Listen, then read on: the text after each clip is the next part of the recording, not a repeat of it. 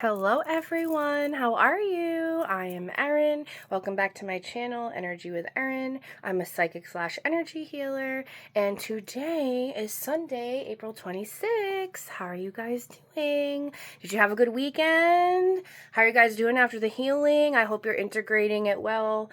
I know for myself, the last 2 days I've been like staying up all day, but then I'm crashing really hard at night. What are you guys feeling? And I'm also very thirsty. I don't know about you guys. So I figured today we would pull a card for you guys, but we're going to also integrate it with the intuition test. So I want you guys to guess the card today. Okay. And then Spirit wanted me to revisit something that I had said the other day in a reading, and they wanted me to expand upon it. And I also wanted to talk a little bit about David Wilcock and what happened there. So let's get started, okay, guys? So I'm going to show you a card, right? Not the card itself. Here we go. And I'm going to be sending you the image. Okay, so this is an animal. This is from an animal deck. Okay. So let's see. I'm going to be sending it to you guys. See if you can focus. See if you can guess the name of the animal or the first letter of the name. Is this animal a predator or is it prey? Where does this animal live? Does it live on land? Does it live in the air? Does it live in the ocean? Can you guess what shape it is? All right, I'm going to give you guys a couple more seconds and then I'll show you what you got. Ready? Did you guys get it right? You guys, shark?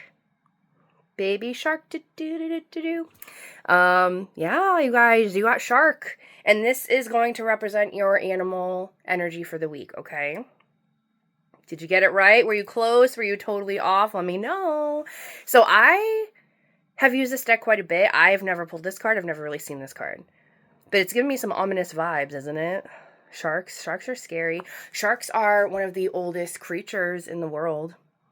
They were highly revered and worshipped in some ancient civilizations, especially down in Bimini in the Bahamas. They really did worship them. On the island of Bimini, there's actually a thing called Shark Mound, and you can see it from high up in the air. And it literally looks like a shark in the sand. They made it out of the sand, so yeah. Very cool, you guys. All right, so what does the shark represent? It represents directness, exposure, revealing true nature and desire. The shark is only dangerous when we don't acknowledge it.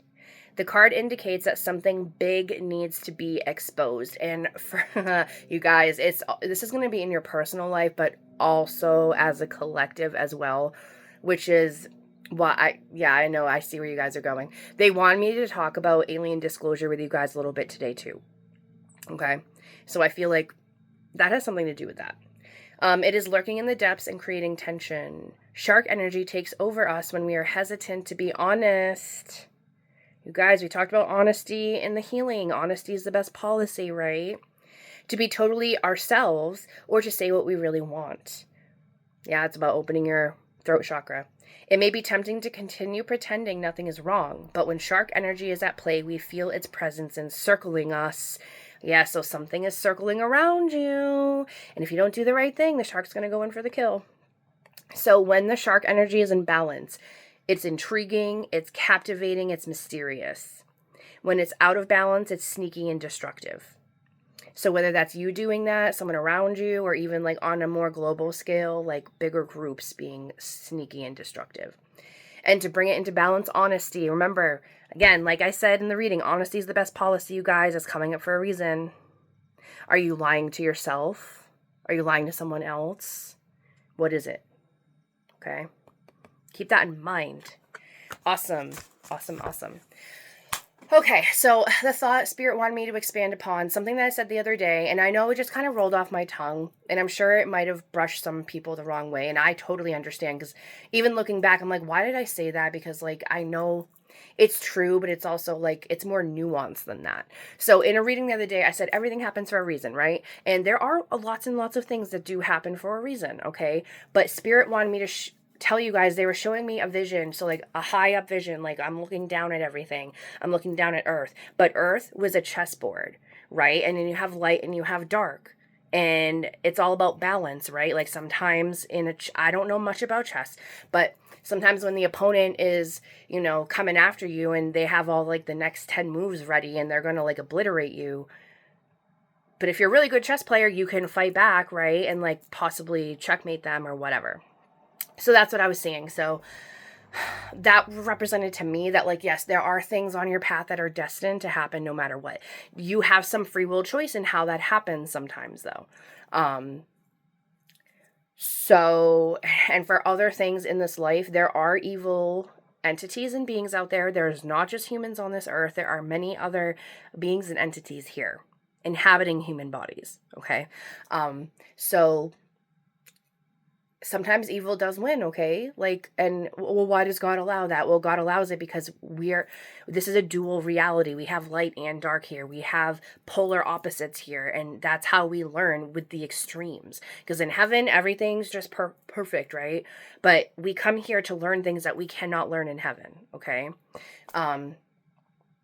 So yeah, evil things do happen, and doesn't mean it's right, but it's allowed to happen via the laws of the universe. If you look up the 12 laws of the universe and really go down the rabbit hole with that and understand it, you would see why it's allowed to happen. And obviously evil takes advantage, and they know the rules, they know the playbook, they know the sneaky ways in and out and how to get around things. So like if someone is murdered or someone is raped or, there's terrible abuse going on or whatever, I don't want you guys to think that that happened for a reason because, like, you're being punished or something. Okay? Like, that's not what I mean when I say everything happens for a reason. All right, so Spirit just wanted me to revisit that, There are bad things do happen to good people, okay? I said this in another reading. Coming to Earth, no one ever said this would be fair. What's fair to us versus what's fair from a higher perspective is very different, okay? So as far as alien disclosure going on and the David Wilcock thing, God, you guys, yesterday by 4 o'clock, I had already seen 3 more scientists or people related to this whole anti-gravity thing and the disclosure happening. 3 more people, was added to the total of people who went missing or were dead, who were involved in it. And it's concerning, obviously, but, they're taking these people out because they know what's coming and they're trying to control the narrative. Okay. And that's why discernment is going to be key for you guys. It keeps coming up. They keep wanting me to tell you this. Because when this does happen, a lot of people are going to be fooled because, they've had holographic technology for a long time now, and they have perfected it pretty good. So that's all about Project Bluebeam and faking like an alien invasion event. They don't want people to know about the aliens, obviously, because it's going to literally break people's worldview. It's going to break how we look at religion. And I know a lot of people used to make fun of ancient aliens, but I watched that as a kid, and like, yeah, they did goof it up and they did put some lies in there, but there's actually a lot of truth in that. And it's very hard for people to accept that. And I understand it's very mind-bending, but I've had I've had a few UFO experiences in my life and alien experiences. You can check out the Aspen Roots podcast that I did a couple months ago. I can try to see if I can link it here. But I talked about my experiences in that podcast. I could also do another video here for you guys if you're interested. But they're real. They're out there. They're interdimensional. Some of them live in the earth, or mountains. Some of them live in the ocean. The ocean is where they are a lot. They have a lot in there. And Skinwalker Ranch, all that creepy stuff that's happening out there, I did a lot of research on that and I intuited some stuff out of it. So basically there's a portal there. Remember, out west, that used to be underwater. That used to be an ancient ocean. There are portals in the ocean anyway, right? So I think that portal was left there And there's something in the rocks there, and it's very weird. But basically it's a portal, it's a highway. It's like a exit ramp on the highway. And that's why you see a lot of that happening. And why do they kill cows? Why do they take the cows and the blood and everything? There's something in the cow's blood that they use to basically power up and gas their technology when they're like running low. Sounds crazy and out there, but that is what I've come to understand. So they literally come in, gas up, and then like leave. And like obviously other weird stuff is happening because it's a portal. I believe other weird entities and things are coming out. So David, oh my God. And I feel so bad for all these scientists dying, but it's like, you know what, screw you guys. The truth is coming out anyway. It's coming like an avalanche. You cannot stop it. And the more they try to stop it, the more people they're waking up. So a lot of scientists have been saying, especially at CERN, they've been saying for a long time. So they separate them, especially in the government programs too, with the aliens and Area 51. There's nothing there anymore. They moved that stuff a long time ago. There's stuff there, but not the alien stuff that you think of. And if it is, it's very, very, very, very deep underground. So where was I going with this? Oh my goodness. The scientists, CERN. So they divide and conquer. So they separate all the scientists so that they can't talk to one another and figure stuff out. But they're all seeing weird things. I had an energy teacher. He's over in Europe, and that's where CERN is. And he had a lot of clients who were scientists come to him and tell him some crazy things. And they're like, yes, they are opening portals. Yes, crazy creatures are coming out of these portals. We can't control it. We messed something up. It's really bad. And the whole CERN thing, what they do is they try to change the timelines and stuff. And that's how the Mandela effects happen. Every time they change a timeline and shift us into a different timeline collectively, that's what happens. That's why it's the Fruit of the Loom didn't have a cornucopia, or the Berenstain Bears is the Berenstain Bears, or whatever, okay? That sort of thing. So, and it's funny, so one of the girl scientists who was talking about, we need to get this documentary out, they're coming for us, we need to get this out before they kill us. She had shown pictures before she died of, she had claimed that they did a direct energy weapon at her hands, and it literally looked like her hands had radiation on them. So they do that kind of thing. They do gang stalking, where they will send people after you and basically stalk you and intimidate you. And on a spiritual level, they will send entities to try to attach to you and talk to you in your head and make you do things that you wouldn't normally do. So with David Wilcock, a lot of people are saying that he killed himself. I don't believe that that's true. That's not really what I picked up. Yes, he was very depressed. Yes, he was scared. He knew they were coming after him. He had been threatened by the Rothschilds several times in the past. He admits this. Because he knew what was going to happen, the whole disclosure of aliens and opening up our consciousness and realizing we're not alone and everything they've told us is a lie, and how this free anti-gravity stuff is coming up, because of course they're going to take care of people like that, because big oil, can't have that happening. So if you ask me, I think they beat him down, and I'm getting, they slithered in, something was compromised. And as long as he had been fighting it, they somehow, I feel like they have this new technology or something happen where they were able to get in his mind and talk, plant this seed that just grew and grew and grew. And something about, they were doing something with the frequencies in his body, and it was making him do things that he wouldn't normally do. Okay, so that's what I'm seeing. Okay. So rest in peace. He was, I didn't really know much about him before all this. I know he was very big in the UFO community. He was attached to ancient aliens and stuff like that, on the show. But he was a really great light. In his last podcast, he was live streaming because he was afraid they were coming for him. And 2 hours after, it happened. Something like that, from what I hear. And one of the last things he said was, more people need to pick up the torch once I'm gone, because he knew that, I believe he knew they were coming for them. Even if he couldn't understand why he was feeling the way he was, I feel like deep down he knew the time was running out. he knew that they were coming. But he said, you know, people need to be doing mass world meditations. Like, that is what's going to help change it. And when we did a world peace meditation a month ago, something really profound happened to me. I'm still not ready to talk about it yet. I've told a few people and they just kind of look at me crazy. And I'm just like, I know, if someone had told me that, I would probably look at them the same way too. Like, it's just as strange for me as it is for you. And it happened to me. So yeah, we'll talk about that maybe another time. But it's very important that we do these things. And I was even, when I was like gathering up, like, oh, what am I going to be doing when I do this? One of the things was eventually doing something like that. So, I mean, I have never really ran a meditation for someone else. So I could definitely look into that and try to like look at some scripts and stuff.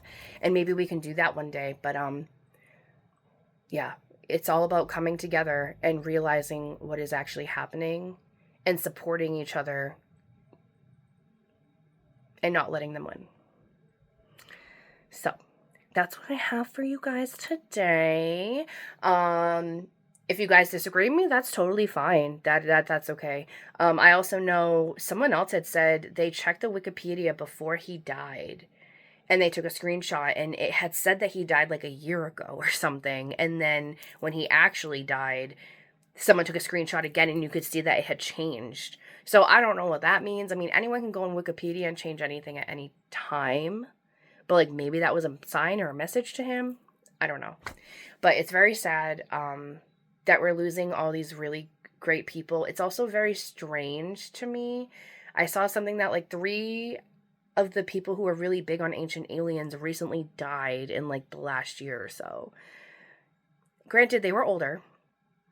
But it just makes you wonder. It makes you wonder what actually happened. So it's okay. Don't be scared. But honestly, think about it. I mean, those people were brave. They were willing to put their life on the line to say what needed to be said. Like David Wilcock even said, like, he's like, they have come and threatened me. The Rothschilds have come and threatened me. They're like, shut up or we're coming for you. He's like, and this was years ago.